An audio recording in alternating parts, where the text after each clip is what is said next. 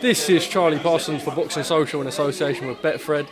Dean, you've just given Oscar gold, so there was no way I wasn't getting gold out of yourself. How are you, bro? I'm good, thanks very much for asking. Let's go into it. Black Box, we caught up last time at Shields Marshall before the postponement. I was sort of saying how Melissa's always hyping up the shows, just saying how good they are. For you now, I imagine it's just pushing on with you guys and just making sure that you're churning out good shows. And something that we really spoke about, which is something that I think I speak to, some of the small hall promoters are starting to get it, some of them aren't. Production value. Yeah, I saw them putting in production. I don't know. I think we set the trend. And since we've been in the game, everyone seems to jumping on lights and production somewhat a little bit more. But look, it's all good. Friendly competition is all good. Everyone in the sport I've got a lot of love for because this is my game. And I respect everyone who is a promoter and is a manager because it's a hard job. So it's good. This atmosphere in here tonight is electrifying. It's amazing. There's some great fights. These promoters who are joined together have done a great job. What is your next show? And tell us all about it. Back in Blood, November the 5th at Tolworth again. Bonfire night, so we're going to have a great night. Hopefully it doesn't rain, so if anyone wants to come down, log in, tune in, follow the Black Box Global. The page is growing. We're putting out great content, and the guys who run that do an amazing job. And follow the fighters and follow myself for the journey, man. But it's great. We're looking forward to a good packed card as usual, and some good fights, man. Dean, top man, let's speak about the heavyweights. Firstly, Dillian signed to Matchroom, will be out on the 26th, I believe. It's a triple weight clash. Boxer are going Ali Pally with Riakporhe. Frank Warren's going with Dubois. Look, for Dillian now, I imagine it's just getting back out there, building the resume up. I spoke to Eddie, he said Jermaine Franklin, Areola, an Otto Wallin, a name like that, just to keep Dillian at that level that he should be. Yeah, those are good fights. All of those boys are seasoned professionals. Otto Wallin is dangerous, southpaw, technically good. He didn't box that good when he came here last time. Sometimes people box to the level they're at, but he is, a decent amateur he was, and a seasoned professional. I know him quite well. I actually link him a lot of the time when I go to New York. So he's a good guy. That's a decent fight. Dangerous fight, nevertheless, when you're fighting a southpaw. Areola's a good fight. We saw he gave Andy Ruiz an absolute pacing. So there's still something left in the tank. I understand he's getting on, he's getting old, but they always say the last thing to leave you is the power. So it's a dangerous fight. Never anyone who faces him. But what's good for Dillian? Dillian's gone to America now.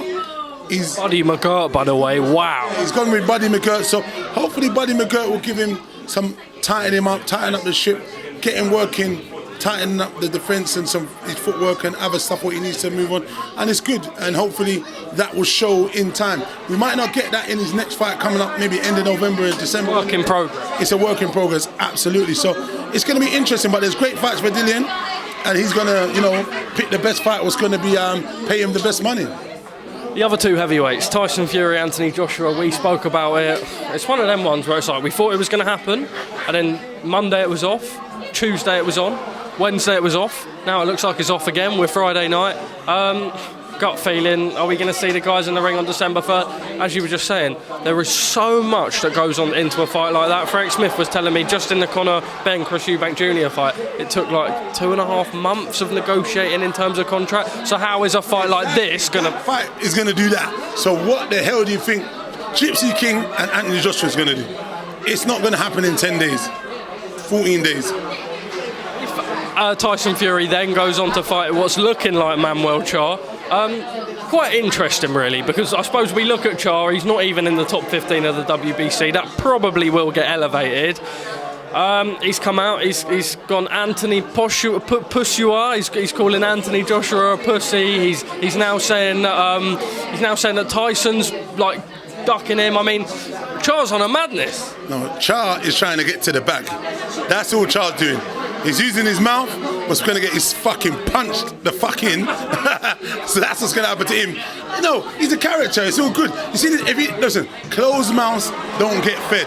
So bear that in mind, guys, when everyone's doing Mr. Humble in boxing.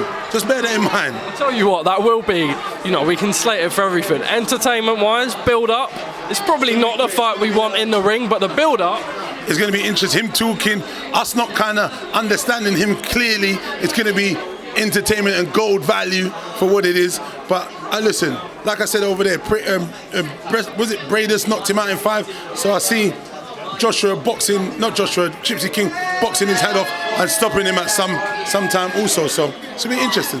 One more from me on Joshua now. If that fight with Fury isn't made for December the 3rd, which they said themselves, the team weren't really ideal with the date. It was a little bit too early in December. They would have preferred the 17th date. I think now for Joshua, end of the year or early January, what sort of fight do we need him in with? I think they're saying someone still in the top 15. Zhilei Zhang was spoke about. Joshua's pedigree, the guys he's faced so far, he's done a great job. I think he needs to come back and have a confidence-building fight and just kind of relax until springtime next year. So let's see what happens, and hopefully, he takes a good rest, man. I think next year's a good time for Joshua to come back.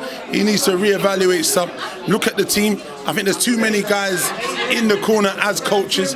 They say, too many cooks spoil the broth. So I think he needs to strip it back a little bit and look at who the best person is, who he can take advice from. There needs to be people talking the right stuff in the corner. It's not always tell your fighter they're winning. Sometimes say, well, look, that was a close round. I'm not sure if you're winning, etc., etc. Maybe educated pressure, and let's close out the next round, round by round. You know what I mean? That's all you can do. You can't say to a fighter you're winning every single round. It doesn't make sense. Like, he took his foot off the pedal in that fight a little bit as well. Even knowing he could have gone gun ho and walked onto a shot. But at the same time, you got to give them the right information. And I don't think they were giving him great information. That's why he reacted in the fashion he did after the loss. Dean, it's always a pleasure. You're always going to make time for me and Oscar. Just a final message to the people watching. Black Box Global, November the 5th. Check it out, Bonfire now.